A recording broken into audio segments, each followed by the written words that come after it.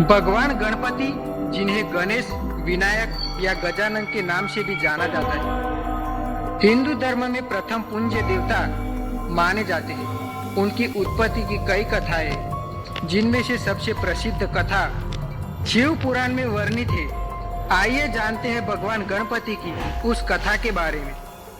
बहुत समय पहले की बात है। कैलाश पर्वत पर भगवान शिव और माता पार्वती निवास कर रहे थे। एक दिन भगवान शिव तपस्या के लिए हिमालय में चले गए। उसी दौरान माता पार्वती स्नान करने जा रही थी। उन्होंने अपने शरीर की मैल से एक बालक की मूर्ति बनाई और उसमें प्राण डाल दिए। इस प्रकार वह बालक उसका पुत्र बन गया। माता पार्वती ने उस बालक से कहा, जब तक मैं स्नान करके न आऊं, तब तक कोई भी भीतर न आए। उसी समय भगवान शिव तपस्या समाप्त कर लौटे और अपने कक्ष में प्रवेश करना चाहा, लेकिन वह बालक द्वार पर खड़ा होकर उन्हें रोकने लगा। उसने कहा, माता ने आदेश दिया है, किसी को भी भीतर नहीं जाने देना। भगवान शिव क्रोधित हो गए, क्योंकि वे उस बालक को नहीं पहचानते थे। उन्होंने अपने गणों को आदेश दिया कि इस बालक को हटाओ, लेकिन वह बालक वीरता से उनका सामना करता रहा। शिव जी को क्रोध आया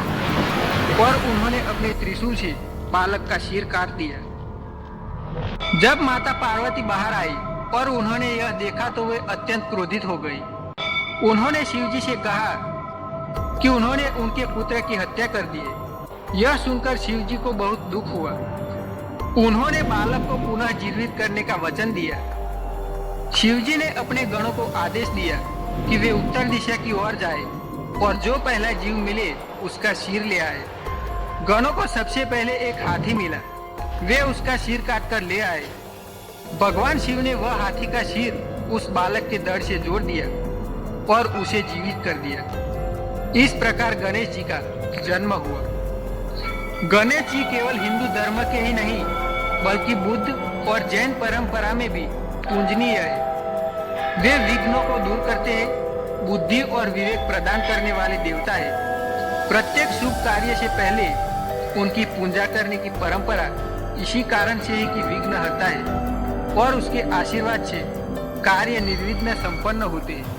इस प्रकार गणेश जी की उत्पत्ति की यह कथा हमें न केवल उनकी महत्वता समझाती है, बल्कि माता पिता के प्रति श्रद्धा, आज्ञाकारिता और विवेक व पूर्ण सोच का भी संदेश देती है।